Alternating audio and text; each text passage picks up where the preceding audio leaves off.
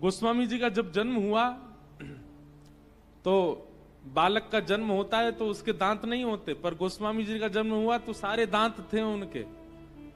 बालक को गोद में लेते ही जो जन्म के समय उपस्थित वहां माताएं थीं, अब देखो दुनिया के बालकों का सौभाग्य होता है जन्म लेते ही ममता रूपी माताएं उसको पहुंचती हैं, उसको गोद में खिलाती हैं, उसको हृदय से लगाती हैं।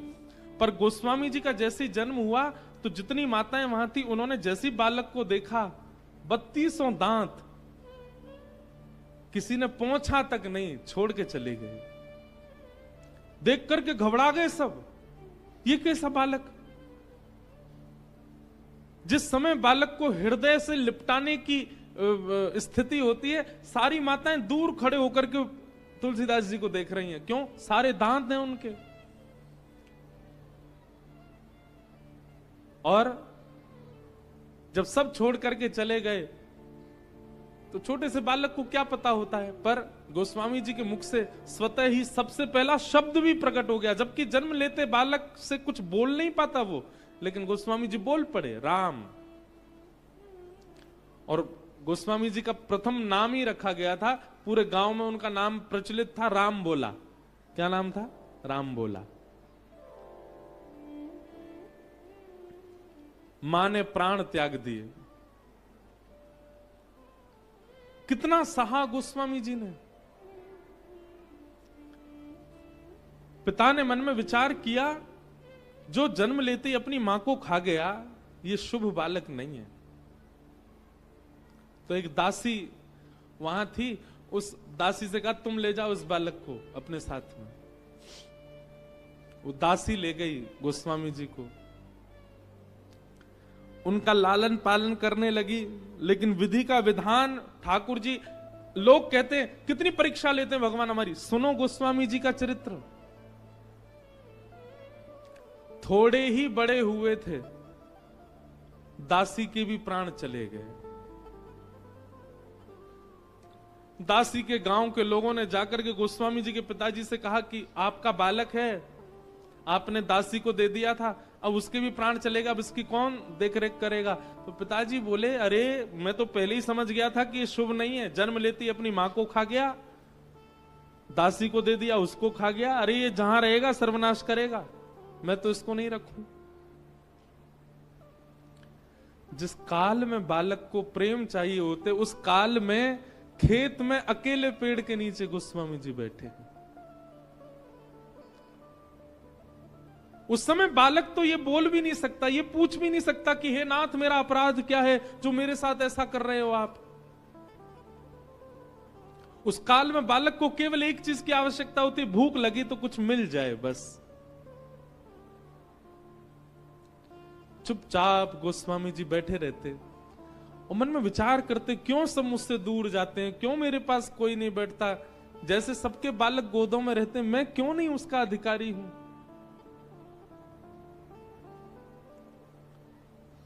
और जिसके कोई नहीं होते उसको फिर हमारे महादेव अपनाते हैं। पार्वती जी को आज्ञा की, आप जाइए और जाकर के इस बालक का पोषण कीजिए। एक वृद्ध माता का रूप धारण करके पार्वती जी आती थी, और कभी कुछ खिला जाती हैं, कभी कुछ पिला जाती हैं। इसीलिए गोस्वामी जी महाराज शिव पार्वती को, कल हम वंदना प्रसंग में पढ़ रहे थे ना, शिव पार्वती को श्री गोस्वामी तुलसीदास जी महाराज अपना माता पिता भी मानते। क्यों? बोले मुझे तो सबने छोड़ दिया था, लेकिन इन्होंने ही मेरा लालन पालन किया, इन्होंने ही मुझको।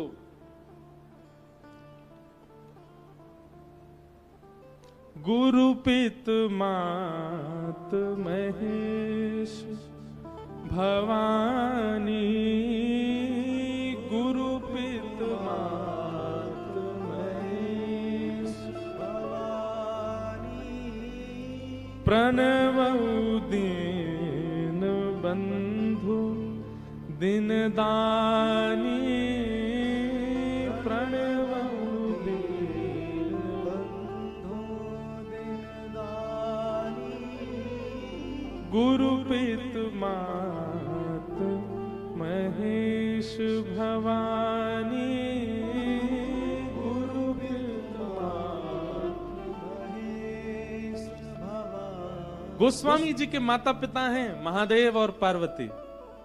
कल जब मैं दर्शन करने गया, कल हमको पता था कि हमको आज दर्शन होंगे। क्यों? क्योंकि कल गणेश जी की खूब वंदना गा के गए ना हम यहाँ पे। सीधे स्वामी को मत मनाओ, जो आसपास के गण हैं उनको रिझाओ, तो स्वामी अपने आप प्रसन्न हो जाते हैं। कल हम गणेश जी की वंदना गा करके गए, तो कल महादेव ने ऐसे दर्शन दिए, मेरे को लगता है पिछले 5-6 दिन में रामेश्वरम में ऐसे दर्शन किसी को नहीं होंगे जैसे हमको हुए कल। मानो स्वयं ही सारी व्यवस्था कर रहे। खूब देर खड़े रहे महादेव के सामने, खूब प्रेम से दर्शन किया, खूब नेत्रों से निहारा, अभिषेक तक करवाया, भस्म चढ़ाई। कोई चिड़ मत जाइयो मोते। लेकिन हमारे पास में एक युक्ति है, और वो युक्ति हम बता भी देंगे तो भी आप नहीं कर पाओगे। हमारे पास युक्ति क्या है? जब जब हमको महादेव परेशान करते हैं, दर्शन वर्शन नहीं देते, तो हम सीधे कहते हैं ठीक है, आइयो ब्रज में। पहले तो गोपी बन के आ गए, अब की बार गोपीन ते जाए के राधा रमन राधा वल्लभ सब ते शिकायत करूंगा तुम्हारी। एक ब्रजवासी गयो दर्शन करवे ज्योतिर्लिंग में, और जे महादेव इतने अड़ करके बैठे, दर्शन तक नहीं दिए। हमने तो अपने ब्रज में आपको गोपी स्वरूप प्रदान कर दिया। अरे कहीं यहाँ पे न इतनी दूर से ब्रजवासी आए, वहां को दर्शन तक नहीं दे रहे, ठाकुर जी शिकायत करूंगा तुम्हारी।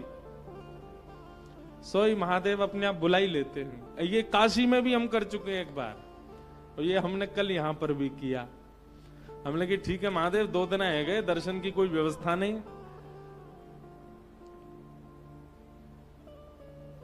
आइयो अब के ब्रज में बताऊंगा तुम्हें, ठाकुर जी शिकायत करूंगा। सोई घबरा जा में बोले अरे भैया ब्रजते तो हमारो काम बनो ही रहेगो, या को बुलाओ जल्दी। कल वीवीआईपी दर्शन करा। अब देखो लोग वाक कहते हैं वीआईपी दर्शन, वीवीआईपी दर्शन ये उचित नहीं है, ये ठीक नहीं है। नहीं है, हम भी इस बात के विरोध में हैं, पर हम कथा भी तो सुना रहे हैं महादेव को।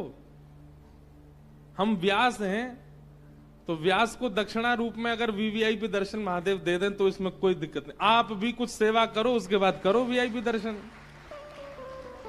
खाली पीली कुछ नहीं, होटल में पड़े हो फिर वीवीआईपी दर्शन कर रहे हैं तो गलत है।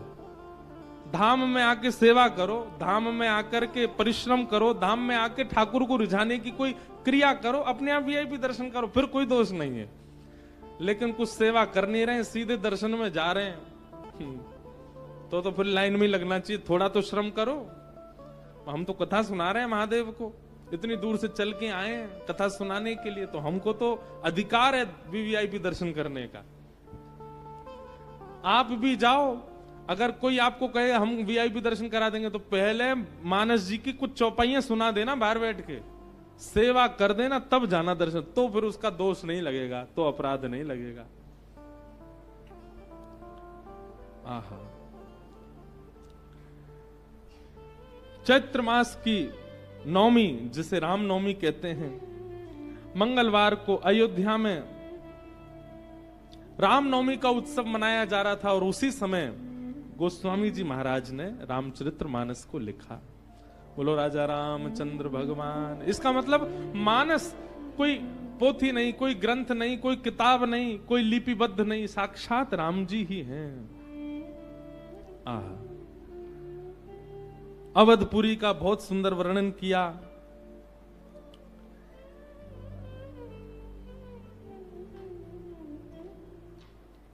रामचरितमानस में कैसा उसका स्वरूप स्वभाव सबका वर्णन किया। और मानस क्यों कहा गया उसका वर्णन गोस्वामी जी कर रहे हैं। रचि महेश निज मानस राखा, पाई समहु शिव शिवासन बाखा। क्योंकि महादेव ने अपने हृदय में इसको विराजमान किया। महादेव जब जब रामचरित्र का स्मरण करते, रामचरित्र श्रवण करते, रामचरित्र का चिंतन करते, उन भावों को अपने चित्त में धारण कर लेते। महादेव ने अपने हृदय में धारण किया, इसीलिए इनको मानस कहा गया। और मानस में रखा क्या था? बोले रामचरित्र, इसीलिए नाम पड़ा रामचरित्र मानस। महादेव की कृपा से गोस्वामी जी को प्राप्त हुआ। एक गुण गोस्वामी जी का दिखता है क्या? अपना श्रेय नहीं लेते गोस्वामी जी कहीं भी कि मैं लिख रहा हूं ना, सब जगह श्रेय दूसरों को प्रदान कर रहे हैं। और यहां पर भी श्रेय महादेव को दे रहे हैं कि बोले उन्हीं के ही हृदय का भाव है, मैं तो केवल लिख रहा हूं। मानस के असली रचयिता तो महादेव है। इस प्रकार मानस जी के बारे में बताया। मानस जी में कैसे कैसे छंद हैं, सोरठा हैं आदि, उन सब का भाव बताते हुए गोस्वामी जी कहते हैं अब हम कथा क्रम की ओर चलें। आहा। भरद्वाज मुनि बसहि प्रयागा, भरद्वाज मुनि बसहि। एक बात बताएं, मानस जी में वंदना प्रकरण विश्राम होने के बाद कथा प्रारंभ होती है भरद्वाज ऋषि से ही। सबसे पहला कथा का क्रम ही यहीं से शुरू होता है, भरद्वाज मुनि बसहि प्रयागा। हम जो कथा कहने के लिए व्यास मंच पर बैठे, हमारा गोत्र भी भरद्वाज है, तो हमारा तो पूर्ण अधिकार है मानस जी को गाने का। वो बात अलग है कि हमको भागवत जी ने पकड़ रखा है, पर हम सत्य बता रहे हैं, भागवत जी कहने में हमको परम आनंद मिलता है। लेकिन भागवत जी हम सबको सुनाते हैं, मानस जी हम खुद को सुनाते हैं, इसलिए हमको मानस जी का एक अलग स्थान है चित्त में। मानस जी की कथा होती है, हम पूरे दिन तो पढ़ते हैं, पूरे दिन श्रवण करते हैं और इतना सुख मिलता है। क्यों? क्योंकि हमारा अधिकार है, हमारे गोत्र के जो ऋषि हैं उन्हीं से ही राम कथा का प्रारंभ हो रहा है। भरद्वाज ऋषि बसहि प्रयागा, भरद्वाज मुनि बसहि प्रयागा, तिन्हि राम पद अति अनुरागा,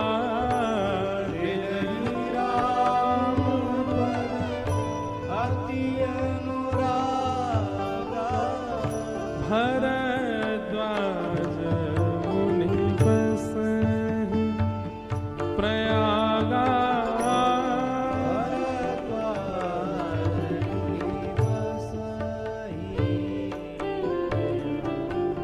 ऐसा ग्रंथ लिखा है गोस्वामी जी ने, इसको गाते ही रहो। यहाँ गायन विश्राम होगा ही नहीं। कई बार तो हमको लगता है कि हम आपको इसका अर्थ क्या बताएं। मानस जी की चौपाइयां गा दो, अर्थ तो अपने आप स्पष्ट हो जाता है, समझ में आ ही जाता है सबको।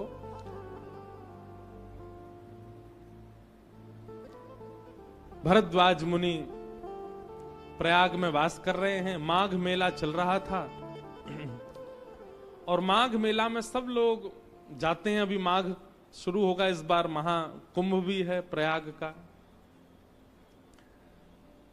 याज्ञवल्क ऋषि भरद्वाज मुनि के आश्रम में विराज रहे थे। माघ मेला में सब अपना स्नान ध्यान और जो भी क्रम होता है सब पूर्ण करके, और जब अपने अपने घरों को, अपने अपने आश्रमों को प्रस्थान करने लगे, याज्ञवल्क मुनि जैसे ही प्रस्थान करने के लिए इक्तक हुए,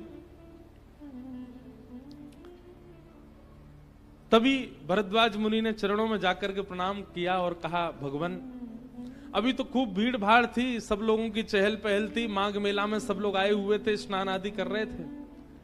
अब माघ मेला विश्राम हुआ, आप कहां चल दिए? याज्ञवल्क जी बोले अपने अपने आश्रम को जा रहे हैं, हम भी जा रहे हैं। भरद्वाज मुनि बोले अब तो थोड़ी शांति हुई है, अब तो सब लोग प्रस्थान कर गए, अब तो आप विराजिए। याज्ञवल्क्य जी प्रसन्न तो हुए, लेकिन बोले कि हे भरद्वाज जी, अकारण साधु को, महापुरुष को, विवेकी व्यक्ति को किसी स्थान पर अकारण नहीं रुकना चाहिए।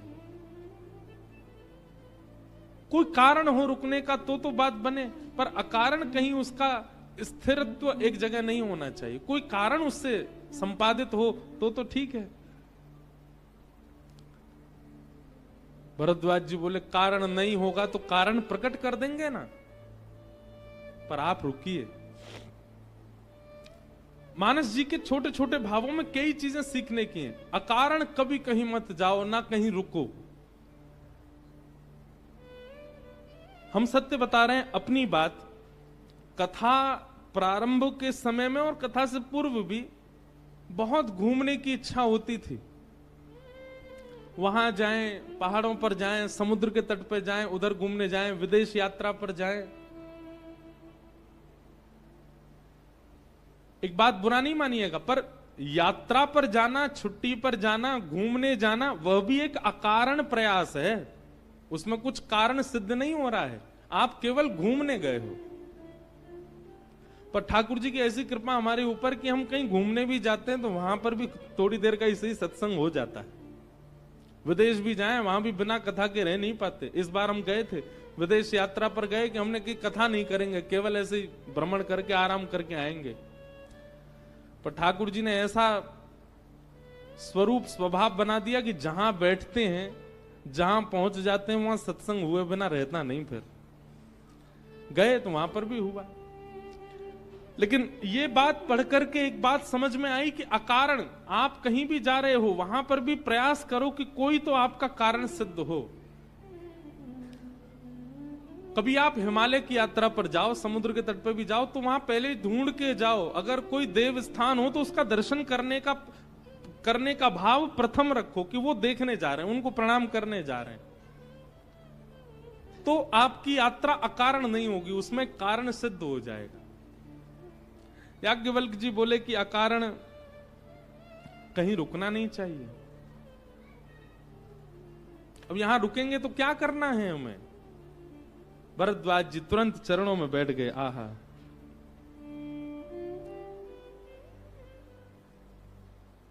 याज्ञवल्क्य मुनि परम विवेकी, भरद्वाज राखे पद टेकी, सादर चरण सरोज पखारे, अति पुनीत आसन बैठारे। आसन पर बैठा करके क्या कह रहे हैं? नाथ एक संशय बड़ मेरे, करगत वेद तत्व सब तोरे, राम नाम कर अमित प्रभावा, संत पुराण उपनिषद। चरणों में प्रणाम करते हुए कह रहे हैं, हे भगवान, मेरे मन में एक संशय है, मैं आपसे पूछना चाहता हूं। क्या? एक राम अवधेश कुमारा, तिन कर चरित विदित संसारा, नारी विरह दुख लहू अपारा, भयउ रोष रण रावण मारा। भगवान, मैं आपसे पूछना चाहता हूं, ये राम की इतनी महिमा वेद पुराण आदि सब जगह पर बताई गई, ये राम है कौन? ये राम तत्व क्या है? राम व्यक्ति कौन है? अगर ये राम परब्रह्म है, राम परमात्मा है, तो मैंने सुना है कि नारी विरह दुख लहू अपारा, अपनी पत्नी के हरण हो जाने पर वो विरह कातर होकर के वन में क्यों घूम रहे थे? क्या ये वही राम है जिन्होंने रावण को मारा? अगर ये वही राम है तो इनको मारने की आवश्यकता क्यों? परब्रह्म है वो, तो भ्रगुटी टेढ़ी करके किसी राक्षस को जन्म ही ना लेने दे। क्या ये वही राम है जो दशरथ के पुत्र हैं? क्या ये वही राम है जो सीता? और ये प्रश्न सुनकर के ही कहा बखानी, ऐसा ही संशय एक बार भवानी ने किया था, पार्वती जी ने किया था, और महादेव ने उनको जो सुनाया वही मैं तुमको सुना रहा हूं। प्रयागराज में भरद्वाज ऋषि के आश्रम में अब राम कथा का वाचन प्रारंभ हुआ। परंतु जैसे श्रीमद् भागवत में कृष्ण कथा सुनाई जाती है, वो बात अलग है कि हम पे समय नहीं रह ले, राम कथा सुननी होती है। ठीक वैसे ही मानस जी में, रामचरित्र में राम कथा प्रारंभ होने से पहले महादेव का चरित्र सुनाया जाता है, महादेव सती चरित्र सुनाया जाता है। इसे कहते हैं विषयांतर। और ये विषयांतर कई बार आगे की कथा को लग रहा है कि बिल्डिंग केवल बन के खड़ी हो गई, नहीं, उससे पहले बहुत कुछ किया गया था। ठीक वैसे ही माता जी अभी विराज जाओ, कथा के बाद विराज जाओ, सब लोग इधर देखो, इधर देखो। तो विषयांतर नहीं, वो खड़े खड़े अगर उनका भाव हो तो कर रहने दो, कोई नहीं।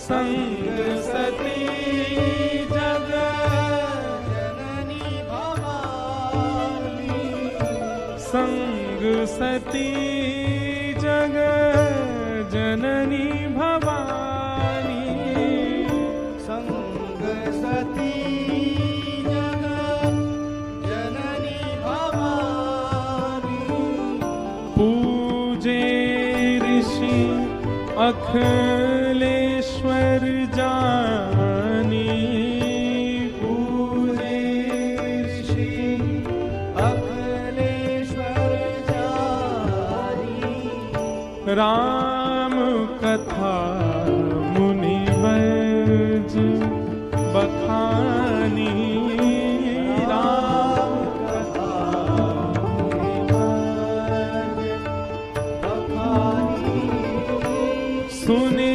महेश परम सुख मानी, सुनी महेश परम सुख मानी, ऋषि पूछी हरि भगति सुहाई, ऋषि पूछे हरि भगति। गए हैं। कुंभज ऋषि कौन है? अगस्त मुनि ही कुंभज ऋषि। पार्वती जी के चित्त में सत्संग की इच्छा हुई तो महादेव ने स्वयं नहीं सुनाया, एक ऋषि के यहां लेकर के गए। यह भी एक सद श्रोता का लक्षण है।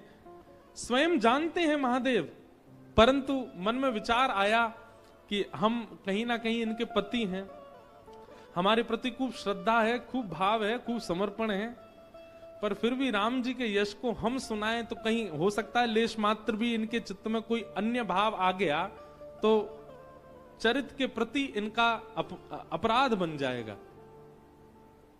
इसलिए ऋषि के यहां लेकर के गए और कुंभज ऋषि के यहां लेकर के गए।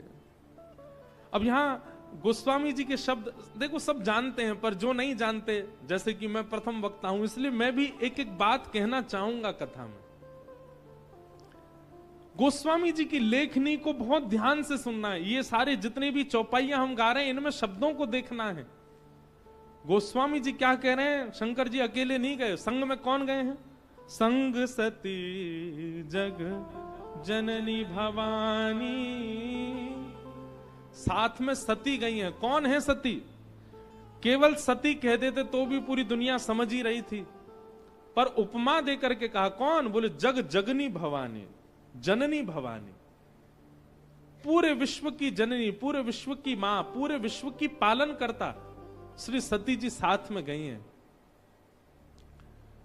कुम्भज ऋषि ने जैसे ही देखा महादेव आए हैं, पार्वती जी आई हैं, आहा, तुरंत दंडवत प्रणाम किया, आरती करो, हमारे चरणों में ही लौट रहे हैं, तो हमको ही माला पहना रहे हैं, हमारे ही तिलक कर रहे हैं, हमारी आरती कर रहे हैं, ये तो हमारे सामने ही पूर्ण समर्पित भाव से बैठ गए जी, हमको कथा क्या सुनाएंगे। बंधुओं, एक बात याद रखिएगा, कभी भी किसी की दीनता पर ऐसा विचार मत कीजिएगा कि ये व्यक्ति शायद इतना योग्य नहीं है इसीलिए दीन बना है। नहीं, कभी किसी की दीनता पर इस प्रकार का प्रश्न मत कीजिएगा।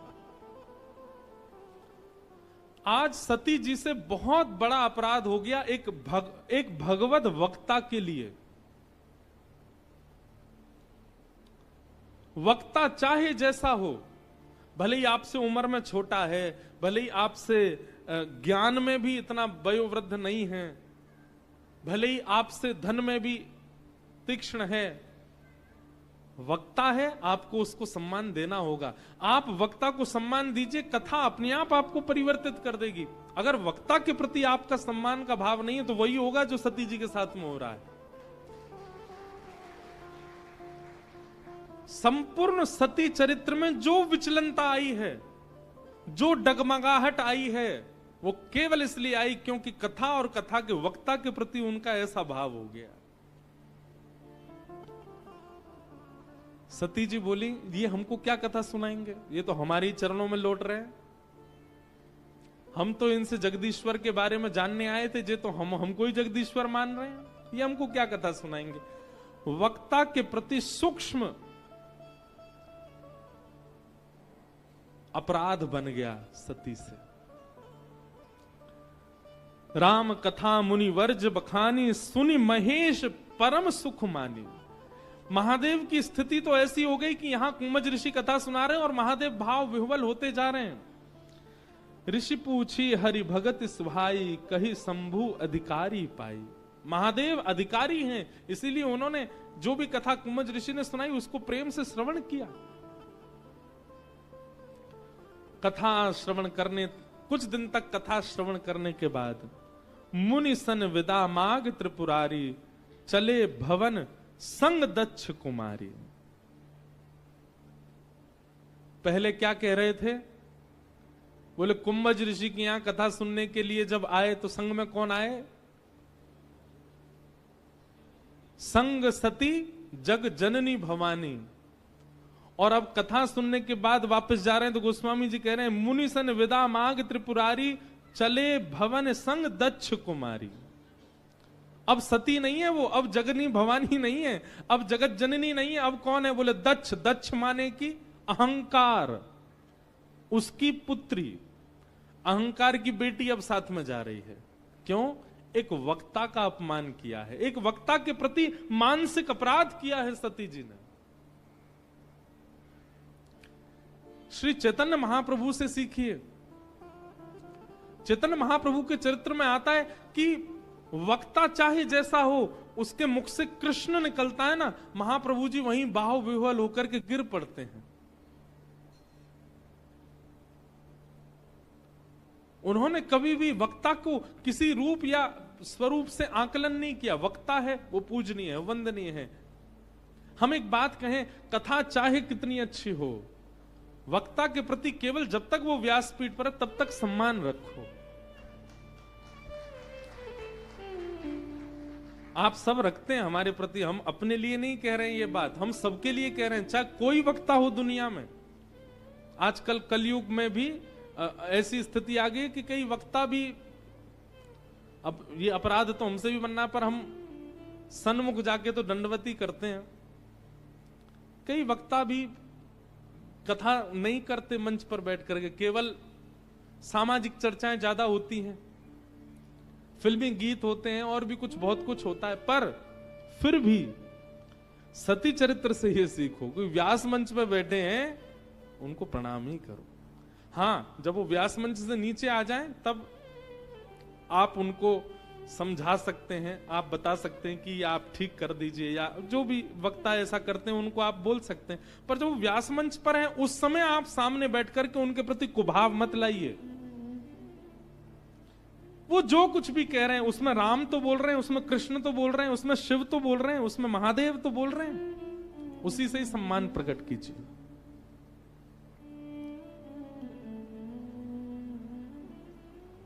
आहा,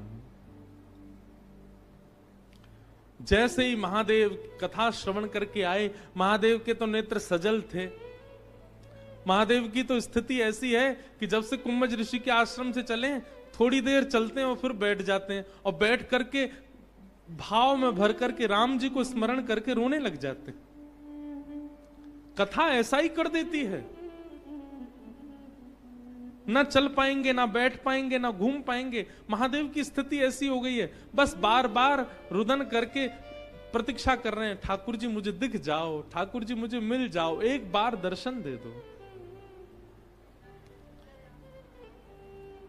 आहा,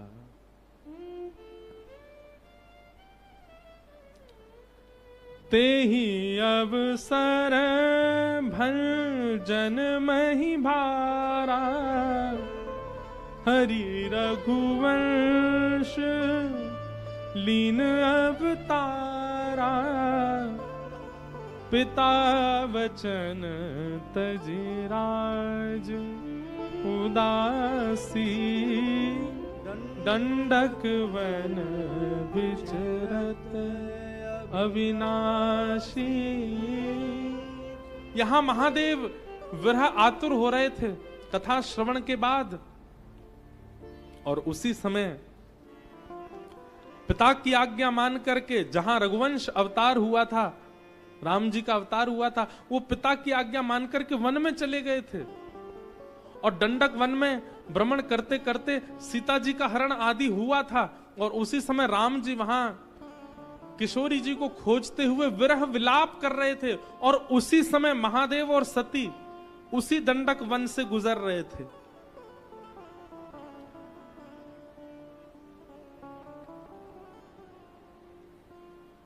महादेव के चित्त में चली रहा था कि मुझे साक्षात दर्शन हो,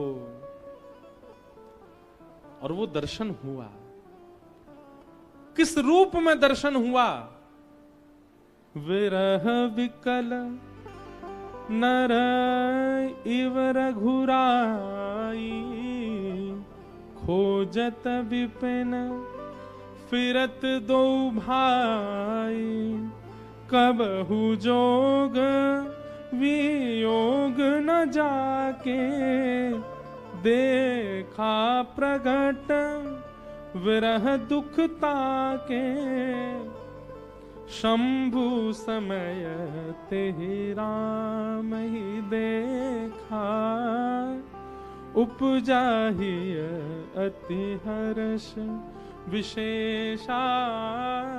एक बात यहां समझने की है, कथा यदि पूर्ण तत्परता से श्रवण की गई होगी, वक्ता के प्रति जो सम्मान होना चाहिए, कथा के प्रति जो सजगता होनी चाहिए, जिस एकाग्र चित्त से कथा में, एक बात हम आपको कह दें, गलत मत मानिएगा, पर कथा जितनी देर चलती है उतनी देर यदि आप अपने मन से अस्थिर होते हैं, एक क्षण के लिए भी आप अस्थिर कथा से होते हैं, तो उसका बहुत बड़ा अपराध लगता है।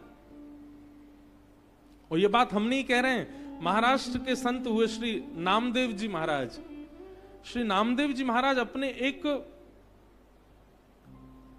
भाव में कहते हैं, एक अभंग में कहते हैं, नामदेव जी कहते हैं, दुनिया में सबसे बड़ा भगवत अपराध क्या है?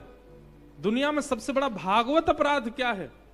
कि कोई सत्संग चल रहा है और आप जाकर के वहां सो गए, ये सबसे बड़ा अपराध है।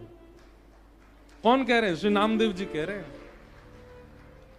आप कहोगे महाराज जी नाश्ता इतना भारी बन जाता है, सोफा मिल जाते हैं, क्या करें? पर आप आते हैं, मीठा मीठा स्वर लहरी, यहां पर सब गंधर्व जन देते हैं, तो थोड़ी निद्रा आ जाती है। क्यों आती है? थिएटर में जब 500 रुपए की टिकट लेकर के जाते हैं और वहां अभद्र नृत्य कर रही होती है कोई गणिका, उसको देख के तो निद्रा नहीं आती। जब एक्टर की एंट्री होती है, ढाए ढाए काला चश्मा लगा के गोली मारता हुआ आता है, तब तो निद्रा नहीं आती आपको। घर में बैठ के सीरियल देखते हैं, तब तो निद्रा नहीं आती आपको। और जिसके श्रवण से पूरा जीवन मंगल होना है, वहां सो रहे हम आके। कई बार हमने कथा में कहा ठीक है कथा में आके सो जाओ तो भी कल्याण है, पर अब नहीं कहेंगे, क्योंकि जब से हमने नामदेव जी का अभंग सुना है तब से हमको ये बात सिद्ध हो गई। नामदेव जी कहते हैं सबसे बड़ा भगवत अपराध क्या है? सत्संग चल रहा है और एक वैष्णव बैठ करके कथा सुना रहे हैं और आप सो रहे हैं वहां पे, सबसे बड़ा अपराध। आप भले ही कितनी भी सेवा करते हैं, आप भले ही कितनी भी तीर्थ यात्रा करते हैं, लेकिन कथा के प्रति आपका यदि यह समर्पण नहीं कि आप वहां जागृत अवस्था में रह सको। कई लोग घूम घूम के देख रहे हैं कौन कौन सो रहा है।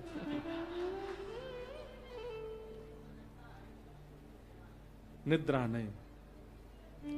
अब आप ये सोचिए, हम तो मानव हैं, साक्षात पराम्बा जगदम्बा जगत जननी भवानी, उनसे इतना सा अपराध कथा के प्रति बन गया। पूरी रामचरित्र का प्रारंभ भी वहीं से हो गया। सीता सती वियोग ही वहीं से प्रारंभ हो गया। कितना कुछ बिगड़ गया केवल कथा के प्रति असम्मान करने से। हम आके सो जाते हैं कथा में? नहीं। हम कल से जब से ये चरित्र पढ़ रहे हैं ना, हमारे मन में एक ही बात घूम घूम के आ रही है कि मानस जी के प्रारंभ में सती चरित्र में कथा और कथा वक्ता के प्रति कितनी सतर्कता रखने की यहां पर बात बताई जा रही है।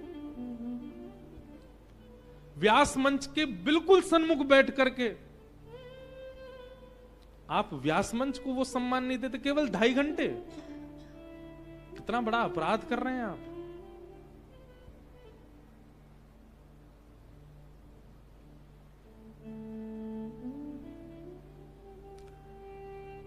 और वहीं आप महादेव को देखिए। महादेव ने इतने भाव विभोर होकर के कथा सुनी। कथा श्रवण के बाद केवल मन में भाव प्रकट हुआ। शंकर उर अति क्षोभ, सती न जान ही मरम सोई, तुलसी दर्शन लोभ, मन डरु लोचन लालची।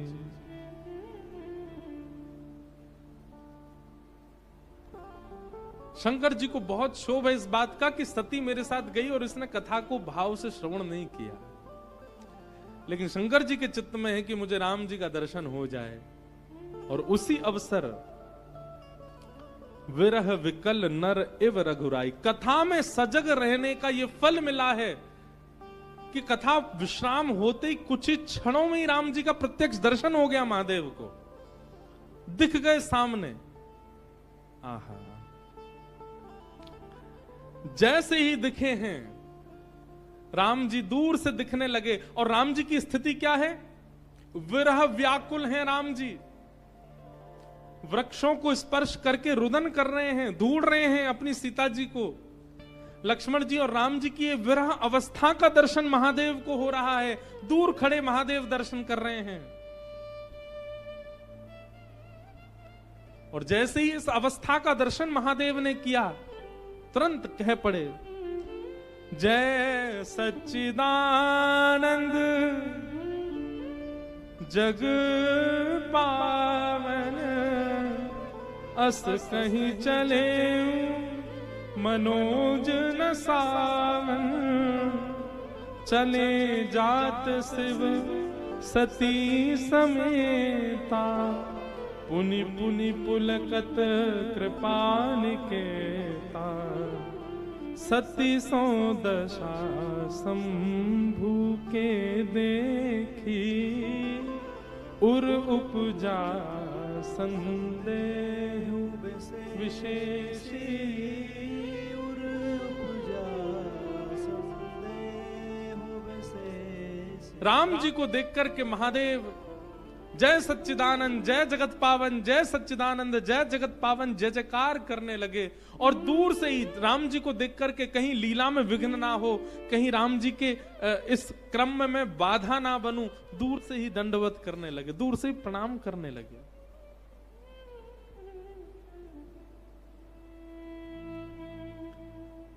इस अवस्था को देख सती मन में विचार करने लगी, ये क्या हो रहा है, ये किसको वंदन कर रहे हैं?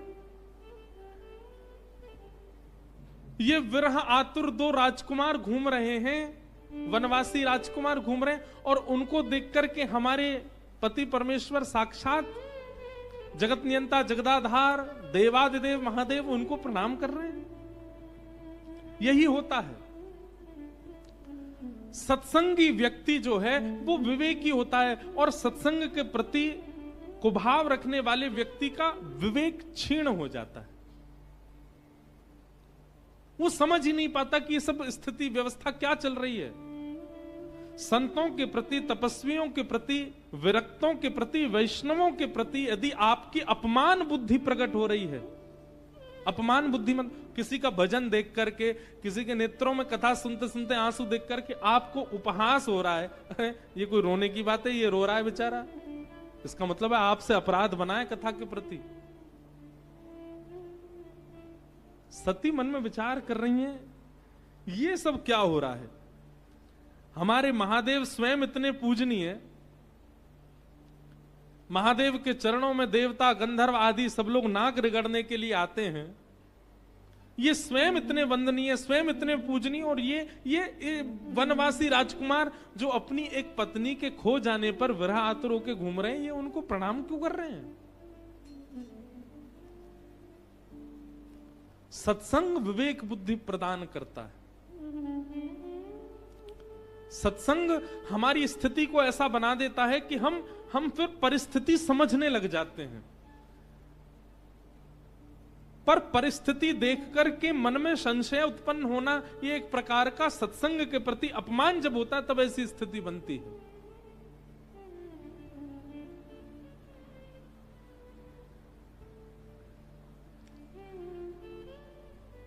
महादेव से पूछा, ये कौन है आप जिनको प्रणाम कर रहे हैं? हे देवी, जासु कथा कुंभज ऋष गाय, जो कथा हम अगस्त मुनि के यहां सुन करके आए हैं, जहां तुम और मैं बैठ करके कुंभज ऋषि से सुन रहे थे, जासु कथा कुंभज ऋष गाय, भगति जासु में मुनि सुनाई, सोमम इष्ट देव रघुवीर